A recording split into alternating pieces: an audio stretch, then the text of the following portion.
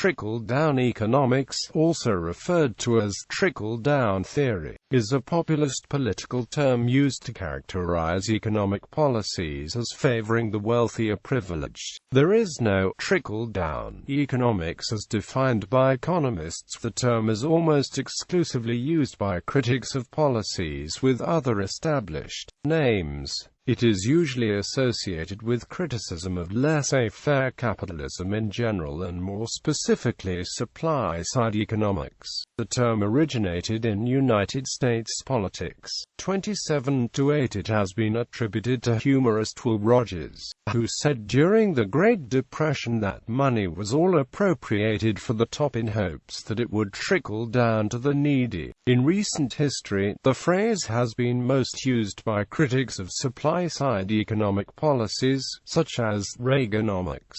David Stockman, who as Reagan's budget director championed Reagan's tax cuts at first but then became critical of them, told journalist William Grider that the supply-side economics is the trickle-down idea. It's kind of hard to sell trickle-down, so the supply-side formula was the only way to get a tax policy that was really trickle-down. Supply-side is trickle-down theory. Political opponents of the Reagan administration soon seized on this language in an effort to brand the administration as caring only about the wealthy. Context. Although the term trickle-down is mainly political and does not denote specific economic theory, some economic theories reflect the meaning of this pejorative. Some macroeconomic models assume that a certain proportion of each dollar of income will be saved. This is called the marginal propensity to save. Many studies have found that the marginal propensity to save is considerably higher among wealthier people. However, it is unclear whether the reasons are because of variation in accumulated wealth, the consequence of choice, or chance.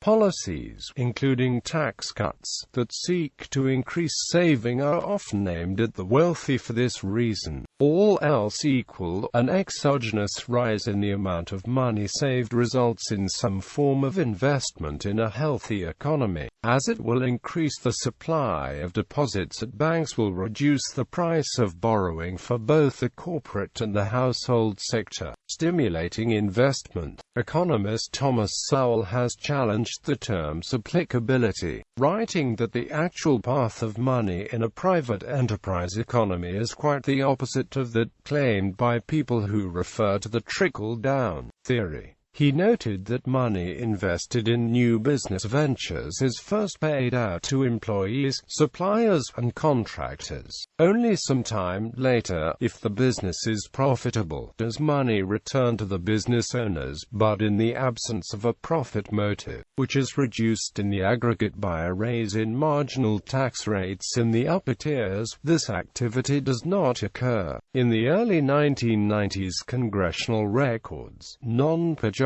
uses of the term are rare but do appear. Criticisms. The economist John Kenneth Galbraith noted that trickle-down economics had been tried before in the United States in the 1890s under the name horse and sparrow theory. He wrote, Mr. David Stockman has said that supply-side economics was merely a cover for the trickle-down approach to economic policy, what an older and less elegant generation called the horse and sparrow theory. If you feed the horse enough oats, some will pass through to the road for the sparrows. Galbraith claimed that the horse and sparrow theory was partly to blame for the Panic of 1896. In the 1992 presidential election, independent candidate Ross Perot called trickle-down economics political voodoo. In New Zealand, Labour Party MP Damien O'Connor has, in the Labour Party campaign launch video for the 2011 general election, called Trickle-down Economics, the rich pissing on the poor. A 2012 study by the Tax Justice Network indicates that wealth of the super-rich does not trickle down to improve the economy. but tends to be amassed and sheltered in tax havens with a negative effect on the tax bases of the home economy. University of Cambridge professor Ha-Joon Chang criticized the policies of trickle-down in several publications, citing examples of slowing job growth in the last few decades, rising income inequality in most rich nations, and the inability provision in raising living standards across all income brackets rather than at the top only. In 2013, Pope Francis refers to trickle-down theories in his apostolic exhortation Evangelii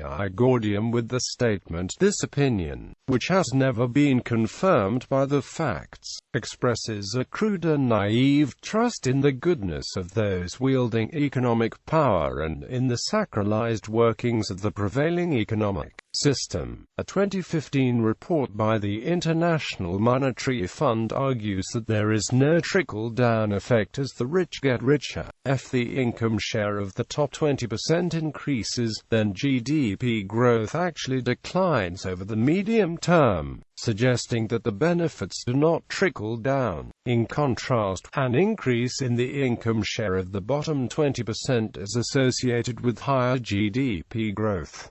History and usage of the term. In 1896, Democratic presidential candidate William Jennings Bryan made reference to trickle-down theory in his famous Cross of Gold speech. There are two ideas of government. There are those who believe that if you just legislate to make the well-to-do prosperous, that the prosperity will leak through on those below. The Democratic idea has been that if you legislate to make the masses prosperous, the prosperity will find its way up and through every class that rests upon it. The Merriam-Webster dictionary notes that the first known use of trickle-down as an adjective meaning relating to a working on the principle of trickle-down theory was in 1944, while the first known use of trickle-down theory was in 1954. After leaving the presidency, Lyndon B. Johnson, a Democrat, alleged Republicans simply don't know how to manage the economy. They're so busy operating the trickle-down theory, giving the richest corporations the biggest break, that the whole thing goes to hell in a handbasket. Speaking on the Senate floor in 1992, Sen.